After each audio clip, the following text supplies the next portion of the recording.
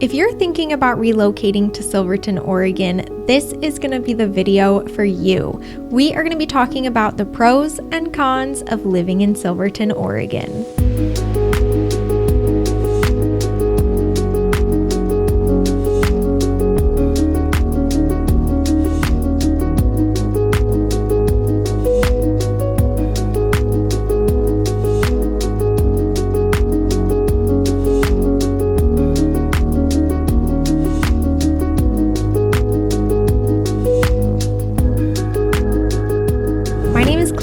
And I'm a local real estate broker here in Oregon who specializes in relocations. Just like you, I relocated and now I get to make videos all about this amazing city for you, my future clients. If you want to work with us in the home buying process, go down to the description of this video where you're going to find all of our contact information. Reach out so that we can help you. Silverton, Oregon is one of the most popular small towns close to Salem, Oregon that my YouTube clients ask me about. So we are going to do a deep dive and talk about why people end up moving to Silverton, Oregon, and some of the things that you should probably consider before moving there yourself. We are going to start with the pros of living in Silverton, Oregon before we move on to talking about the cons.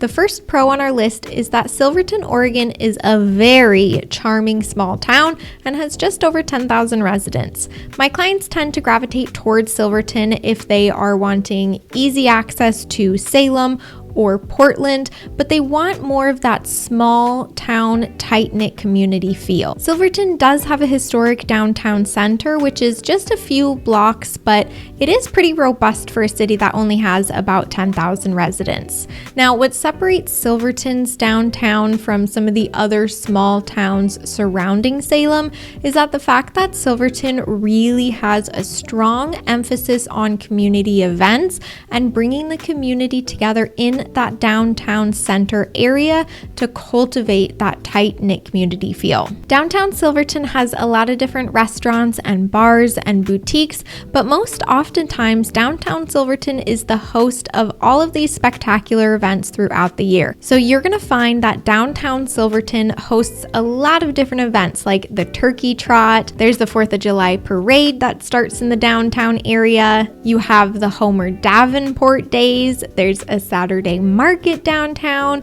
So downtown Silverton is very, very charming and historic, but it is really the center focal point of the entire community. There are also a handful of residential neighborhoods that surround downtown Silverton, which means that if you want to find a home where you can walk to downtown Silverton, that is absolutely something that you can find. The next pro on our list is that Silverton has pretty darn low crime rates according to niche.com. Niche.com gave Silverton a crime rating of B-. I've linked this exact report that I'm talking about in the description of this video. During the school year, you are going to see kids walking to and from school, and I think that this is a real testament to the overall vibe and the community-oriented nature of Silverton. And on that note, the next pro on our list is that Silverton has a pretty good school system. The Silver Falls School District is ranked as a B+ according to niche.com. Silverton does have a mix of public schools, and you're also going to find some alternative schools like Montessori. If you're finding value in this video, be sure to give it a thumbs up and go down to the comments and tell me why you're thinking about relocating to Silverton, Oregon. The next pro on our list is about the scenery surrounding Silverton. Silverton is positioned right at the base of Silver Falls State Park, which is known for its extensive waterfalls, its overnight cabin camping, and its gorgeous state forestry land that you can hike in for days on end. Silver Falls State Park is a state-run park, but it is very well connected and integrated with the city of Silverton. You can easily access Silver Falls State Park within, about 20 to 30 minute drive from downtown Silverton. Now, beyond Silver Falls State Park, the city of Silverton has a lot of outdoor recreational areas. There's a small river that runs through Silverton, which does have a few access points where you can play in the river time. And in the summertime, the water is low enough that it's not like crazy rapids or anything. There is also a reservoir which sits about 5 to 10 minutes up from downtown Silverton, and in the summertime this reservoir is used very much like a lake would be used. You're going to see people that are swimming in the reservoir, you're going to see them fishing and just generally hanging out during the summertime. The one downside to this is that there's very limited parking in that reservoir parking lot, and so it's kind of actually hard to get into the reservoir and find parking. Oftentimes you're going to see people just walking up the highway road, which is pretty darn dangerous, but that's just how much people love the reservoir and hanging out there in the summer. Silverton is also home to the Oregon Gardens, which is a resort, but it's also a massive outdoor garden where you can walk around, you can take your doggo. My husband and I take our dog Buddy there all the time. He absolutely loves it. Just make sure that you have a leash for your dog, but it is definitely worth checking out no matter the time of year. And in the summertime, they also have live music that they host. They have weddings. They have all sorts of things going on in the Oregon Gardens. So very much like downtown Silverton is a space for events to be hosted, the Oregon Gardens is very similar in that way. They even have a Frank Lloyd Wright house-turned museum that you can tour, and last I checked it was like $20, and my mother-in-law, she went in it, she said it wasn't worth the $20, but I don't know, I mean, if you're a lover of architecture, perhaps it would be worth the $20. It's certainly gorgeous from the outside. Overall, it's a really unique destination, so whether you want to go into the museum or not, going to check out the Oregon Gardens, which is the host to that museum, it's definitely worth the money. The first con on our list is that the price of real estate in Silverton does tend to be more expensive than some of the surrounding towns, like Salem. At the time of this recording, the median home sales price for a single-family detached home in Silverton was just under $480,000. For comparison, the average home sale in Salem right now is at $450,000. So when we compare the cost of, daily things like gas and utilities and food, those are going to be very comparable to the bigger city of Salem or Portland.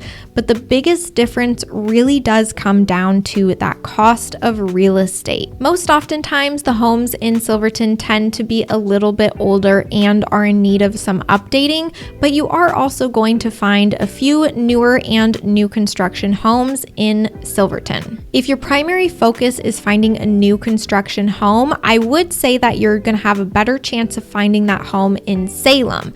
While there are a handful of new construction homes in Silverton, it's really not the primary type of house that you're going to find there. What you are going to find in Silverton in regards to architecture is craftsman homes. You're going to have a lot of Victorian homes. You're going to have a lot of homes that have unique and distinct historical characteristics. It's a great space to look in if you are wanting a character home.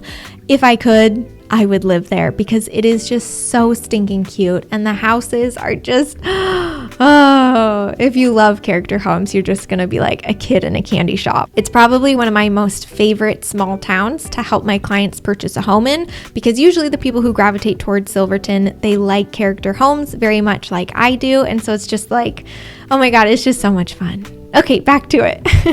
One thing to be mindful of is the fact that Silverton does have a pretty predominant flood zone. So this flood zone in Silverton could potentially mean that you need to obtain flood insurance depending on where your house is positioned. But that's why when we start looking at homes together, I can look at the flood zone for you and let you know ahead of time if your future home is going to be in a flood zone or not. The next con on our list is that Silverton does have limited healthcare options. Silverton does have healthcare facilities and they do have a hospital there, but if you're needing more specialized medical services, you're likely gonna have to travel to Salem or even Portland to get those healthcare needs met. The next con on our list is that Silverton does not have big box stores like Costco, Target, Trader Joe's. They recently just got their first Starbucks. So don't get me wrong, you are gonna have everything that you need within Silverton. They do have grocery stores, safe Safeways, stuff like that. But likely you are going to find yourself traveling to Salem to get those specialty or big box items. And likely you are going to have a monthly trip to Costco, which is located in Salem. Most oftentimes people who live in Silverton do find themselves in Salem a lot because it is the closest big city. It's going to take you about 20 to 30-ish minutes to get from Salem to Silverton or Silverton to Salem. But if you want direct and easy access to big city amenities, you just really aren't going to find that in Silverton. So be prepared to travel into Salem to get those needs met. The next con on our list is going to be all about the weather. Now, this weather is going to be very similar to what you're going to find in Salem, but I would say if you're purchasing a house that is closer towards Silver Falls State Park, it's very common that you're going to get snow when Silverton does not. So if you're looking for a hobby farm or living in the country or kind of more of a rural spot around Silverton that's higher in elevation, you should expect more ice and more snow in the winter time. And then overall, you are still going to have kind of those classic Oregon winters in Silverton, which consists of a lot of rain, a lot of gray days, but that's just how it is because Silverton is located in the Willamette Valley, and I guess that's why we get all the greenery that we have here. Something else that might catch you off guard if you are not used to living in Oregon already is that in the winter time, on the shortest day of the year, the sun is going to go down around 4:30 p.m. That's a combination of us being up north more. We do have seasonal sun, like our sun has seasons and it sets at different times of the year, but also we practice daylight savings time here. So that means that chop off an hour in the wrong end, and in the winter time it gets like darker 1 hour earlier than it would if we weren't practicing daylight savings time. And if that's a new concept to you, your phone is automatically going to adjust, and so you don't need to think about switching your cell phone clock or anything. The next con on our list is that there are limited job opportunities within the city of Silverton. Silverton's economy is largely driven by agriculture and tourism, which really means that there are just some industries that are not going to have job offerings within the city of Silverton. It's very, very common for people to live in Silverton, but either work in Portland or Salem. Silverton's located about an hour south of Portland, and like I mentioned earlier, about 20 to 30 minutes to Salem. Overall, Silverton is a really great option if you are wanting a small town community, but you still want easy access to bigger cities like Salem or Portland. If you're looking for an older, charming, historic home, this is going to be a fabulous town to look into. If you enjoyed this video, you, my friends, need to watch this one next. Bye!